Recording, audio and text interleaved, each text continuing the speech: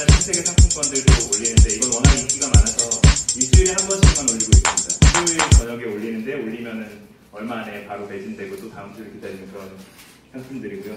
이렇게 하고 또 이제 전체 휴대폰한테 다 푼 건 아닌데 일부 휴대폰에게는 거래소로 여기 인포 앱에서 운동에서 모은 코인을 거래소로 보내서 게이트.io를 비롯한 여러 거래소에 있으니까 거기로 보내서 판매해서 실제 현금화도 시켰어요. 그래서 이건 저희가 이제 모 회사에서 내부 베타 테스트를 한번 해봤어요. 수천 명 직원들하고 미국에만 열려고 했었어요. 그래서 11월 중순에 미국에 앱을 열었는데 제가 그때 조인한 상태였기 때문에 설득을 해서 한국에도 열자.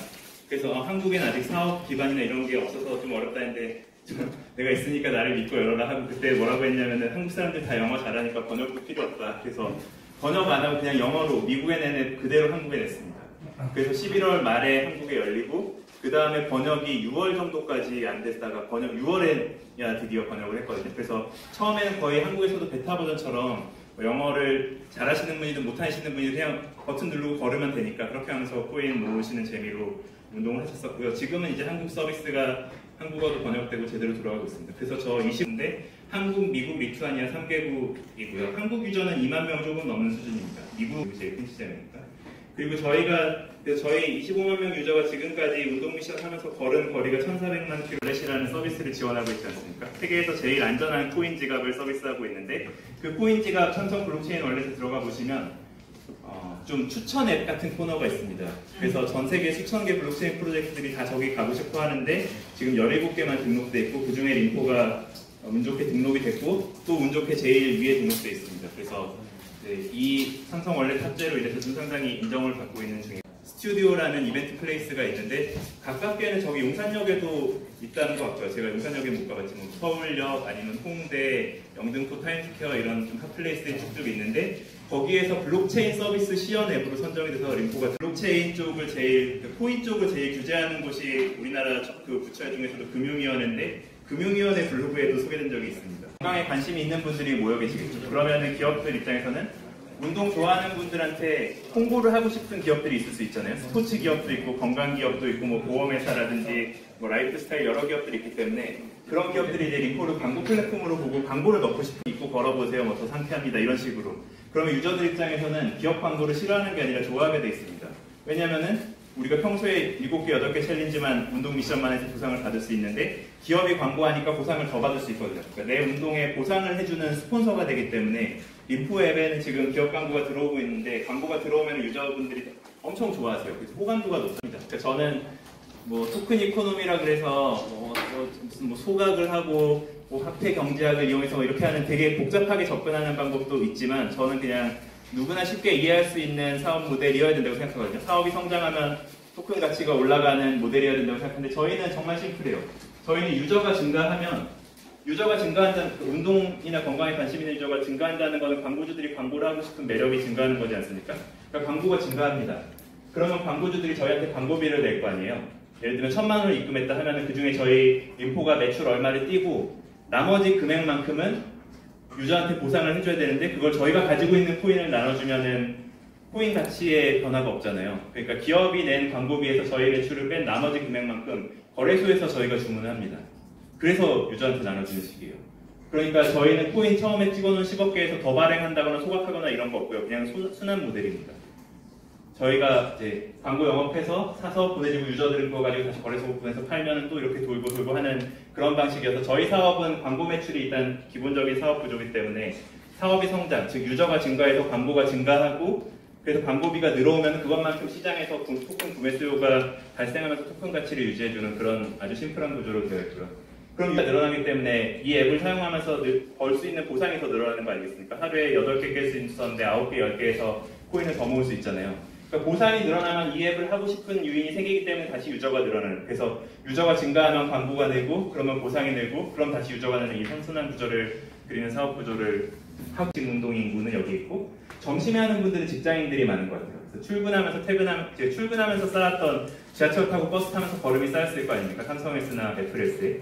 그걸 이제 점심시간에 밥 먹으러 가시면서 쓰고 이런 경우가 많은 것 같고요. 이건 실제 운동 인구라기보다는 스텝 사용 인구가 많은 것 같고 저녁에는 이제 헬스장이나 이런 데 가서 운동하시는 분들 혹은 근처 공원 뛰시는 분들이 많은 것 같고요. 주말에는 평일 대비해서는 한 80% 정도 그 방문율이 약간 줄어듭니다. 아무래도 출퇴근을 안 하니까 좀 그 활동이 적은 거 있습니다.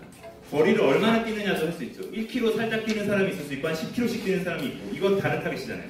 러닝을 하는데 10km 뛰는 사람, 20km 뛰는 사람하고 1km 뛰는 사람하고는 같은 고객이라고 볼 수가 없는 거죠. 그러니까 그렇게 데이터를 떠서 나눠서 봤더니 이 사람은 한 번에 11에서 20km씩 뛰는 사람인데 굉장히 이제 안타나스고가라고 이제 애칭은 토니즈인데 그 포커 챔피언 출신입니다. 얼마 전에도 포커 대회 우승하고. 근데 우리로 치면은 이제 그러다가 포커 챔피언으로 돈을 많이 벌고 비트코인으로도 돈을 많이 벌고 투자에서도 돈을 많이 벌어서 되게 큰 사업가가 됐어요. 그래서 인기가 많아져서 유럽의 의원도 됐었어요. 유럽의 의원을 했어요. 거기에서 블록체인 정책, 디지털 정책 쪽을 관련하는 의원이 돼서 우리로 치면은 뭐 이세돌, 조훈현 이런 분이 이제 의원이 된 것 같은 그런 느낌이죠. 그리고 이사회 의장은 저기 에스토니아에서 전 총리를 했던 타비 로이거스라는 분입니다. 바로 직전 총리였거든요. 그래서 이런 분들이 이제 창업 멤버시고, 그리고 여기 이제 CEO가 아다 유니스라고 여성이고, 그 오른쪽에 있는 두 명은 공동 창업자. 원래는 이제 아다가 아까 그 토니와 함께 이 회사를 창업해서 ICO를 준비했는데, ICO를 도와주기 위해서 이제 두 마케팅 전문가가 같이 합류를 한 겁니다. 그래서 저기 위에 있는 세 명이 공동 창업자이고요. 그리고 세계 각국에 이제 괜찮은 멤버들이 있고, 저는 한국에서 아시아 쪽으로 활동하고 있습니다. 그리고 미국 시장을 제일 크게 보고 있다고 했잖아요. 그래서 미국 시장에 앱을 냈는데, 미국 시장에 진출하려면 좀 거점이 필요하기 때문에 전략적으로 파트너를 선정해서, 그게 이제 NBA 팀, 댈러스 매버릭스라는 NBA 팀을 파트너로 선정해서 미국 진출을 매버릭스와 함께 하고 있고요. 그래서 뭐 이렇게 경기장에 가끔 광고도 하고요. 배너 같은 광고. 그리고 이런 이벤트도 합니다. 티켓 주는 이벤트. 그래서 뭐 이 챌린지 달성한 사람들 선정해가지고 레이커스랑 경기하는 티켓 보내줘서 뭐 가서 이렇게 후기 올리시기도. 트위터 팔로워가 한 300만 명 정도 되거든요. 굉장히 영향력 있는 운동선수여서 이제 저희 같이 하고 있고요. 그 외에도 회사 본사는 이렇습니다. 이 건물을 다 쓰는 건 아닌데 우리나라의 위워크 같은 이제 코워킹 스페이스예요. 그래서 리투아니아에 있고 인공지능하고 블록체인 회사들만 모여있는 코워킹 스페이스입니다. 여기에 하고요. 아까 그 저희 공동 창업자라는 유럽의 의원이 이 센터를 만든 분이에요. 설립자. 그리고 그 외에 이제 거래소는 잘 아시는 게이트.io를 비롯해서 좋은 거래소에만 상장되어 있습니다. 이제 3월 인터넷과 관련된 블록체인이, 근데 블록체인이 블록이 없는 그런 암호화폐라고 볼 수가 있는데요. 가장 기본적인 거 세 가지만 말씀을 드려보도록 할게요. 첫 번째는 블록이 없는 대신에 대그라고 하는 부분을 씁니다. 그래서 대그 같은 경우에는 두 개의 거래를 확인해주는 알고리즘을 쓰고 있는데요. 여기 탱글 알고리즘이 굉장히 어려워 보이지만은 자세히 보시면 이 점 하나가 두 개의 거래를 확인시켜주는 것을 볼 수 있습니다. 그래서 여기에서 아이오타 같은 경우에는 목적이 뭐냐면, 이 공동 설립자인 도미닉 시너라고 하는 사람이 얘기를 했었던 게 뭐냐면, 자기는 M2M 거래를 위한 플랫폼을 만들고 싶었다라고 얘기를 했었습니다. 그래서 머신과 머신이 이제 머신 이코노미라고 할 수 있는 그러한 부분에서 사물 인터넷이 굉장히 중요한 역할을 하게 될 건데, 아이오타가 그런 부분에 대해서 어떤 자리를 차지하고 싶다라는 그런 의향을 내비친 거라고 볼 수가 있겠죠. 그래서 여기 보시면은 어떻게 이제 작동을 하는지를 이제 1, 2, 3, 4단계로 놔뒀는데요. 이제 노드가 존재를 하고요. 팁이라고 해서 여기 이제 이 초록색, 빨간색 이런 것들을 팁이라고 합니다. 그래서 팁을 셀렉션을 하고, 팁 셀렉션은 랜덤으로 이루어집니다. 그리고 이제 트랜잭션 충돌 검사가 있고, 그리고 이제 노드화 작업을, 암호화된 노드 작업을 하게 됩니다. 이 부분을 좀 디테일하게 보자면 이렇게 되어 있는데요. 그래서 팁이 초반에 이제 존재를 하게 되고, 이 새로 추가된 팁이라든지 이 충돌 검증을 하고, 검증 경로에 따라서 이제 이 아이오타가 작동을 하는 모습을 보실 수가 있습니다. 그 외에도 이제 아이오타와 관련된 비슷한 코인들이 있어요. 그래서 IoT 체인, IOTX, 머프 체인, HDAC 이런 것들이 있는데요. HDAC은 현대에서 만든, 제월 3세인가 4세인가 아마 그랬던 것 같은데, 현대 쪽에서 만든 그 3월 인터넷 관련된 암호화폐고요. 나머지 최근에 가장 이슈가 되고 있는 게 이제 러프체인이라고 하는 부분이 있습니다. 러프체인 CEO 같은 경우에는 3월 인터넷 분야에서 한 4, 5년 정도 그 업계에서 굉장히 잘 알려진 $4까지 올라갔었습니다. 그리고 $5까지 올라간 뒤에는 그 다음부터는 계속 이제 하락세를 면치 못했었는데요. 아이오타의 탄생은 2015년입니다. 2015년에 27억 개가 발행이 됐고, 아이오타 같은 경우에는 이제 여기 말씀드린 것처럼 블록리스트 문자 원상인 탱글을 사용하고 있고요. 그리고 이제 여기 그 알고리즘 같은 경우에는 몬테카를로 혹시 아시는지 모르겠지만은 몬테카를로라고 하는 이 알고리즘을 쓰고 있습니다. 그리고 이제 분리공격이라든지 이런 부분들에 대해서 지금 블록체인 POW 시스템은 51%의 공격만 막아내면은 보안이 유지가 되잖아요. 그런데 프라이빗 블록체인 같은 경우에는 뭐 PBF라든지 뭐 PBFT 같은 경우에는 대략 3분의 2 정도를 이제 보안을 유지를 시키는데 얘 같은 경우는 좀 약합니다. 34%의 공격을 받으면은 보안이 굉장히 좀 취약해지는 면이 있습니다. 그리고 또 이제 문제가 되는 부분 중에 하나가 이제 2018년에서 넘어가면서 가격이 떨어지는 이유가 MIT 논쟁이라고 있었어요. 그래서 MIT 기술진들이 이제 블록체인 중에 이제 아이오타를 연구를 해보니까 뭔가 이 보안 문제가 확실하지 않다라는 것들을 이제 발견을 했는데 비트코인 같은 경우에는 SHA-256이라고 하는 검증된 알고리즘을 쓰고 있습니다. 그런데 아이오타 같은 경우에는 PQR 해시 함수라고 하는 자기네들이 만든 어떤 알고리즘을 쓰고 있기 때문에 광범위하게 검증되었다고 보기가 힘들어요. 그래서 이 부분들에 대해서 계속 연구를 하고 있는 상황이라서 지금 시세가 상승하지 못하고 있는 그런 상황들을 보여주고 있고요. 만약에 여기에서 이런 것들을 검증을 해내고 이제 이런 부분들에 대해서 완벽하다라고 보여진다면 다시 상승을 할 수 있는 기회도 존재를 하고 있습니다. 그래서 아이오타가 지금 미디어 칼럼에서도 이제 여러 가지 이슈들이 올라와서 전력 소모가 효율적이지 않다. 디바이스에 뭐 아이오타 설치하는 방법이 애매하다. 이런 부분들에 대해서 불만의 목소리가 좀 많이 나오고 있는 상황입니다. 자, 그래서 이제 블록체인 중에 암호화폐는 이렇게 얘기를 했고요. 그러면 원론적으로 한번 사물 인터넷이 무엇인지에 대해서 한번 얘기를 좀 드려보도록 할게요. 사물 인터넷은 IoT라고 하고 인터넷 오브 띵스라고 얘기를 하죠. 그런데 인터넷은 사물 인터넷을 얘기를 할 때 이렇게 보실 수가 있습니다. 일단은 간단하게 얘기를 드리자면 인터넷 예전에는 어떻게 접속을 했죠? 개인 PC에서 접속을 했죠. 요새는 어떻게 접속을 하나요? 모바일에서 접속을 합니다.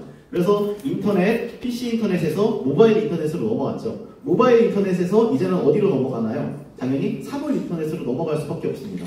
그리고 여러분들이 가지고 있는 이 스마트폰 같은 경우에는 디바이스 중에 하나예요. 이런 디바이스 중에 하나가 앞으로 3월 인터넷 시대가 되면 굉장히 많은 디바이스들이 이제 여러분들이 이제 인터넷을 접속할 수 있게끔 해주는데 이 3월 인터넷 다음 단계가 시스코에서 얘기하고 있는 만물 인터넷이라고 하는 부분이 있습니다. 그래서 IoE라고 해서 이제 만물 인터넷으로 넘어가게 되는데 그러면 이 부분에 대해서 한 번씩 가장 처음부터 한번 얘기를 해보도록 할게요.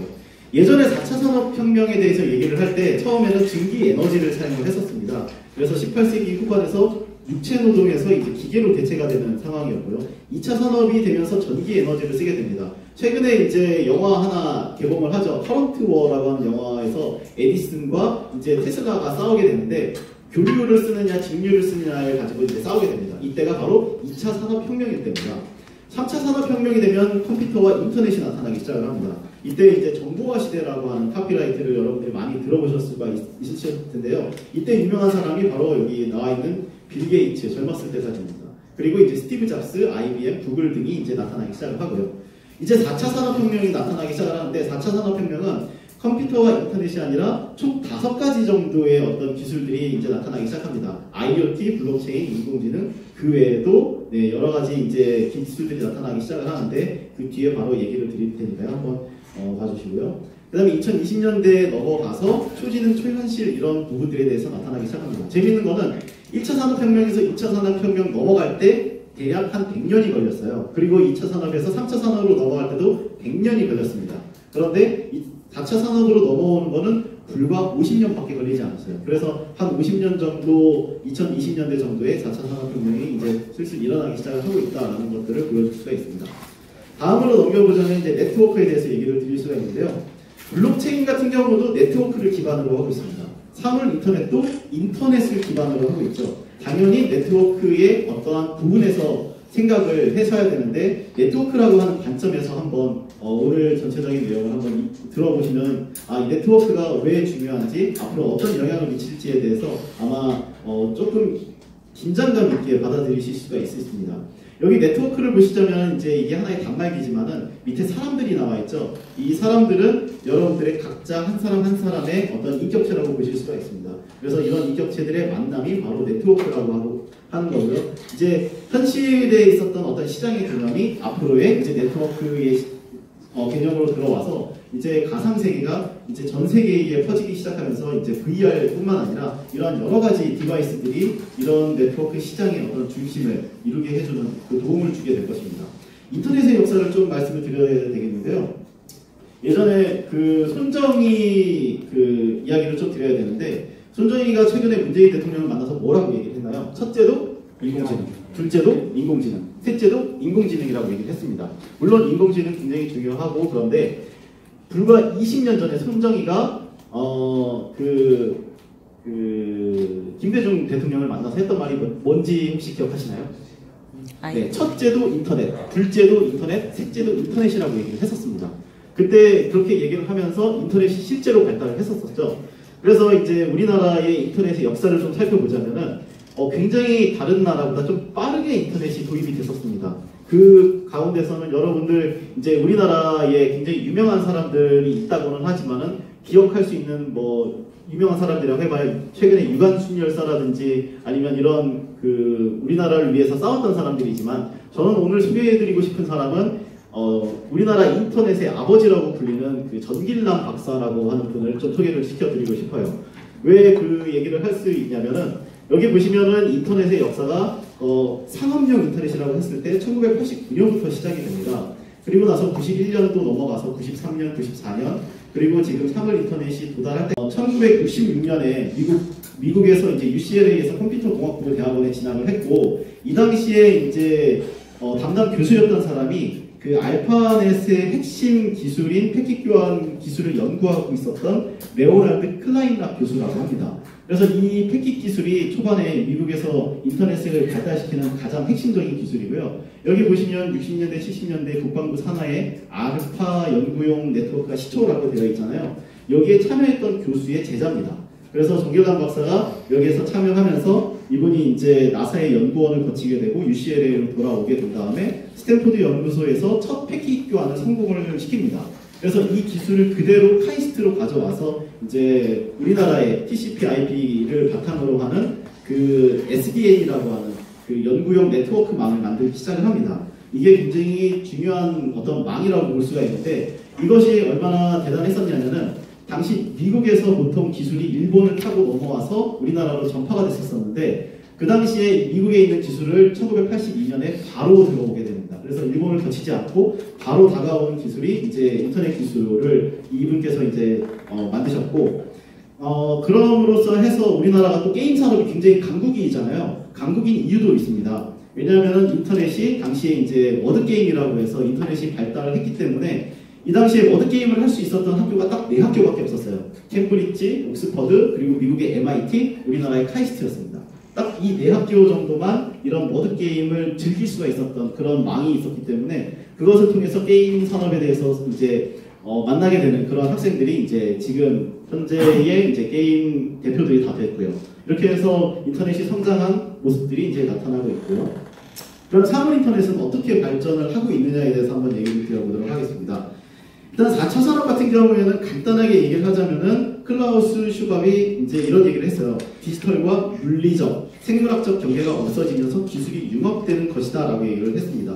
그리고 초연결 사회가 핵심 키워드인데요. 여기에서 사물 인터넷은 모든 것이 연결되는 것을 얘기를 합니다. 그래서 예전에는 RFID나 이제 센서 네트워크의 기술이었지만은 그 다음에는 USN이라든지 그 다음에 M2M 통신, 그리고 IoT 기술 넘어가는데, 아까 M2M이라고 하는 건 머신과 머신이 서로 대화를 주고받는 느낌으로 이제 서로 연결되어 있는 그런 부분들을 얘기를 합니다.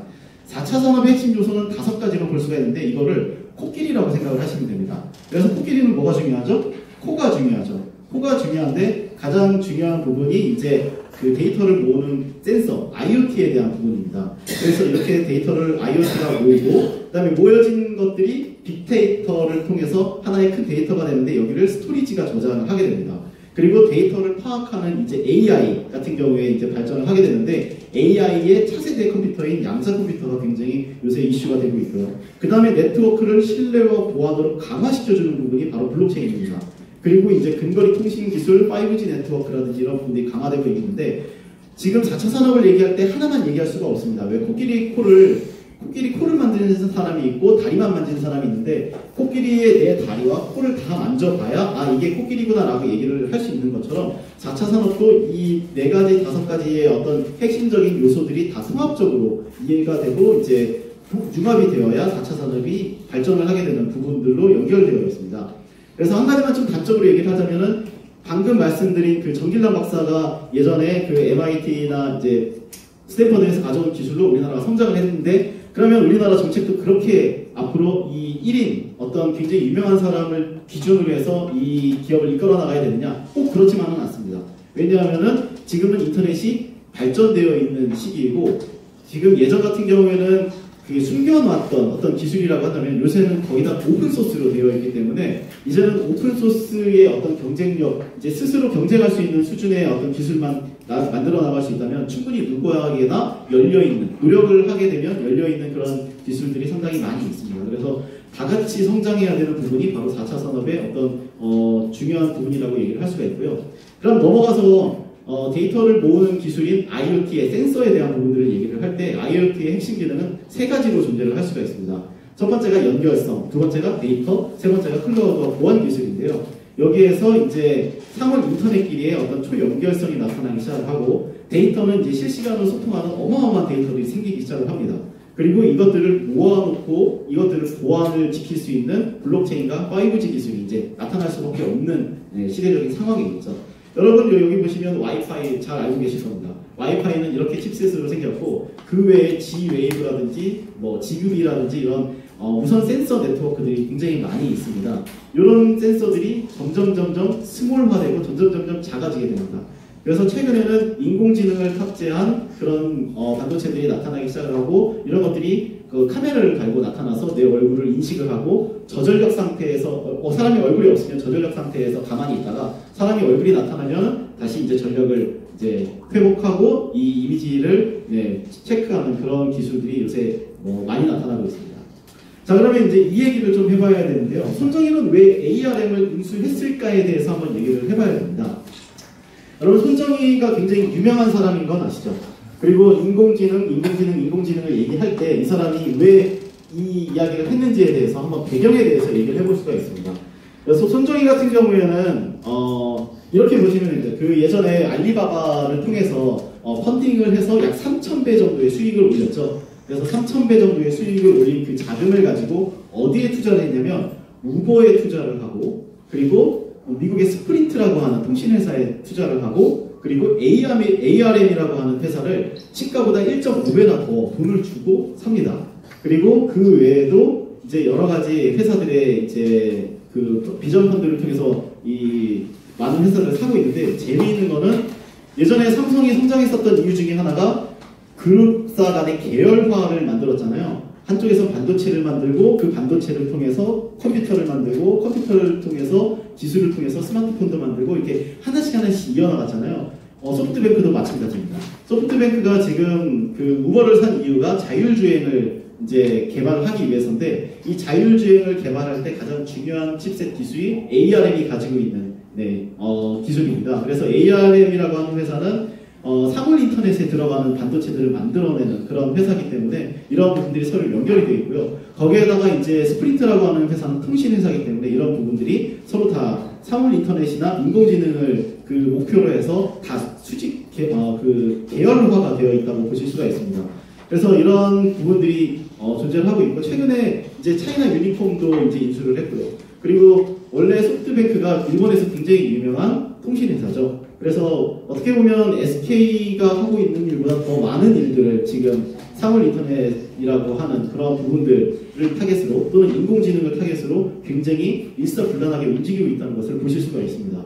그래서 굉장히 위협적인 부분도 없지 않아 존재를 하는데 앞으로 어떻게 될지 한번 기대를 좀 해봐야 될 것 같고요. 그리고 커넥티드 디바이스라고 여기 나와 있는데 지금 제가 말씀드렸던 것처럼 사물 인터넷 모든 그 사물들이 각자 칩셋으로 이제 서로 소통을 하기 시작을 하고 그것들이 인터넷에 접속을 하게 되는데 지금 인터넷망은 그것들을 이제 감당할 수가 없는 망이 되게 됩니다. 왜냐하면은 앞으로의 인터넷은 그 모든 것들 그 사물 인터넷이 대략 50억 개, 100억 개 앞으로 뭐 몇백억 개의 사물들이 전부 다 인터넷망을 이용하게 된다면 이게 굉장히 어려워지기 때문에 이런 부분에 대해서도 좀 숙제로 이제 가져나가는 것이고요. 그래서 이제 이 반도체 시장을 보자면은 반도체 시장이 이제 76년대부터 80년대 넘어가서 2000년대로 넘어가고 2018년까지 넘어가게 되는데 지금 인텔이 주도하고 있었던 어떤 그 직접적인 그 파운더리 시장이라든지 아니면은 삼성이 주도하고 있었던 비밀 그 메모리 시장이라든지 이런 부분들이 슬슬 이제 사물 인터넷을 개발하는 시장으로 좀 넘어가고 있습니다.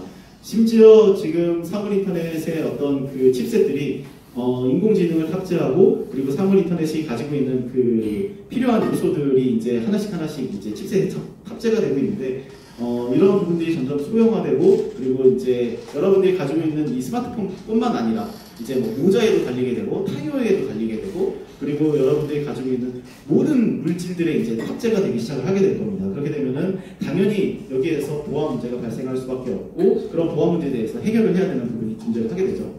다음은 이제 사물 인터넷을 통해서 만들어지는 스마트 시티에 대해서 한번 얘기를 해보도록 하겠습니다. 여러분 스마트 시티 하면 보통 어디 알고 계시나요?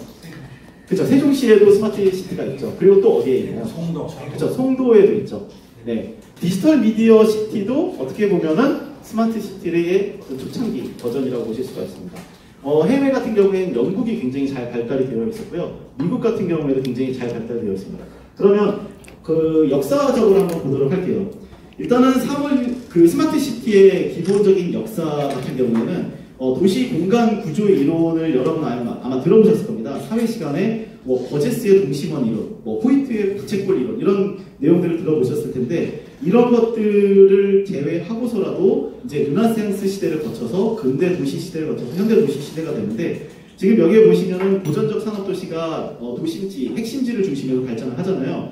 그러다가 이제 미니 도심부라고 해서 구도심이 생기기 시작을 합니다. 앞으로 미래에는 이제 후기 대량 산업 대도시가 되는데 이렇게 전체적으로 입지의 개념보다는 이제 그 얼마나 스마트한가, 얼마나 인터넷에 접속을 잘할 수 있고 다른 부분으로 좀 넘어가게 되는 부분들이 있습니다. 그래서 예전 같은 경우에는 맛집을 찾아 나갈 때 목이 좋지 않으면은 맛집이 되기가 어려웠었는데 요새는 사람들 다 인터넷 보고 찾아가잖아요. 그래서 굉장히 숨어 있는 곳에도 맛집이 존재를 하고 있다는 걸 여러분들 알게 됩니다.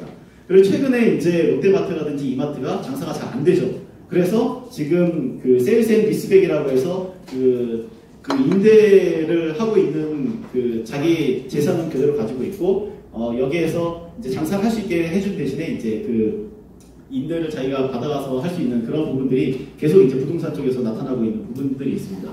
근데 이거는 뭘 얘기를 하냐면 앞으로 네트워크의 발전이 입지의 모든 가장 근본을 흔들어 버릴 수가 있다는 얘기를 좀 드리고 싶어서 얘기를 드렸고요. 그 다음에 이제 사물 인터넷과 이제 스마트 시티의 개념을 좀 얘기를 해드려야 될 것 같은데 이 부분이 이제 이렇게 연결이 됩니다. 사물 인터넷과 스마트 시티가 어떻게 단계별로 이루어지는지 한번 보도록 할게요.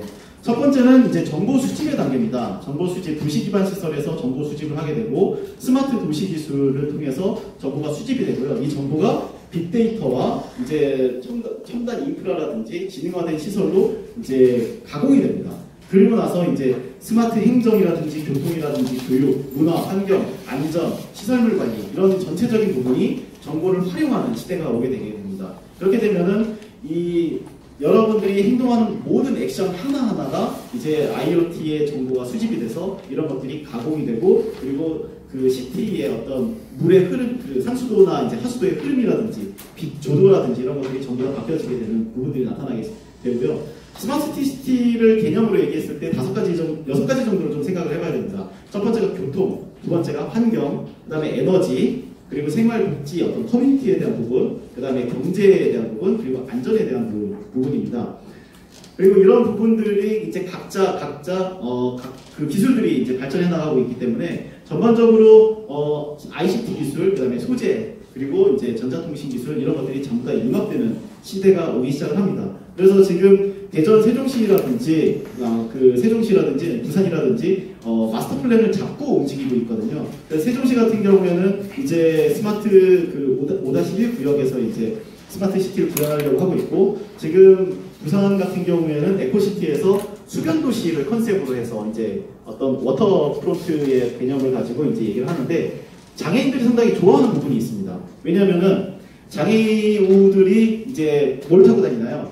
휠체어를 타고 다니죠. 블럭을 전부 다 굉장히 깔끔하게 깔아놓습니다. 그래서 튀어나오는 곳 없이 깔끔하게 깔려고 노력을 하고 있기 때문에 오히려 이런 부분에 대해서 장애우들이 굉장히 좋아하는 부분이 있습니다. 앞으로는 로봇도 이제 스마트 시티에서 돌아다닐 수밖에 없는 그런 시대가 온다는 얘기죠.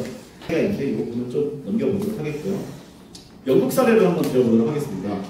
영국 같은 경우에는 이미 이노베이트 UK라고 하는 개념으로 벌써 우리나라가 스마트 시티를 고민하기 훨씬 전부터 이 부분에 대해서 고민을 하고 있었습니다. 그래서 여기에서 말씀드리고 싶은 거는 일단 스마트 인프라, 그 다음에 보안교통, 홈 팩토리 팜, 그리고 기타 도시 문제 해결에 대해서 이 정부와 이제 시민과 그리고 지역 경제의 어떤 주체들이 각각 굉장히 많은 고민들을 했었다는 얘기를 좀 말씀을 드리고 싶고요. 이런 것들이 벌써 2013년도에 연구가 진행이 돼서 리포팅이 이렇게 된 부분들이 있습니다. 여기서 보시면은 어플리케이션 그 시스템을 보시면은 자세히는 안 나오지만 에너지와 수자원에 대한 비중이 상당히 높고 그 다음에 교통에 대한 부분도 상당히 높습니다. 그래서 스마트 시티를 얘기를 할 때 자율주행차와 자율주행차가 다니는 인프라를 빼놓고 얘기를 할 수가 없어요. 그래서 이런 부분들에 대해서 다른 사업들까지도 같이 연계해서 생각을 해봐야 된다는 얘기입니다. 다음 미국 사례를 좀 보도록 할게요. 미국 같은 여기에서는 이제 박사나 이제 교수님들도 각자 자기 사업을 하고 있습니다. 영국에서는 그것이 자기 사업을 한다는 게 상당히 어색해 하는데 미국은 너무 당연하게 그 이익을 이제 챙겨가면서 도시를 발전해 나가고 있는데요. 지금 보시면은 이제 상하수도 관리라든지 여기 제품 추적이라고 하는 부분, 타이어의 어떤 정보를 주고받는 부분, 그다음에 조명이 이제 날씨나 사람의 영향을 받아야 되잖아요. 그래서 사람이 없으면 조명이 이제 좀 어두워지고 사람이 있으면 조금 더 밝아지고 하는 그런 부분들이 이제 나타나기 시작을 했고, 헬스케어 부분에서도 이제 그 모니터링하는 부분, 그다음에 손 위생이 굉장히 중요하니까 이런 규정을 준수하는지에 대한 부분들에 대해서도 이제 칩셋이 나타나기 시작을 했습니다. 그리고 운전자의 안전도 당연히 이제 굉장히 많이 발전을 해나가고 있는 부분들이 있습니다. 국내 사례 같은 경우에는 여기에 이제 세종시 연동면에 대해서 생활권에 대해서 얘기를 하고 있고요. 그리고 에코시티에 대해서 얘기를 하고 있습니다. 근데 재밌는 것은 우리나라의 스타일이 조금 보이시죠? 그래서 네, 우리나라의 스타일은 이런 계획을 마스터 플랜을 굉장히 기똥차게 잘 만들어 놓고 실제로는 잘 안 되는 부분들이 좀 없지 않아 있습니다. 왜 그걸 또 느끼게 되냐면 에코 델타 시티 바로 밑에 또 신도시가 있어요. 그래서 여기에 신도시가 존재하고 있는데 여기에 또 신도시를 만들어서 사실 원성을 좀 많이 사고 있는 부분입니다. 왜냐하면 여기에 밑에 투자하신 분도 많이 계시거든요. 그래서 이런 부분들에 대해서 사실 조금 더 스마트하고 약간 주도적으로 좀 진행이 됐으면 좋겠다라고 하는 부분들이 있고요. 그래도 이제 법안은 마련되고 있습니다. 스마트 도시법이 이제 2018년 10월달에 개정안이 발의가 됐고, 그리고 이제 5G에 관심이 상당히 많습니다. 저희 나라 같은 경우는요. 그리고 이제 사물 인터넷 관련된 부분들도 스마트 디바이스의 역할, 그리고 대기업에서도 이제 굉장히 많은 관심. 네, 최대라서 조용히 들으시면 안 되지.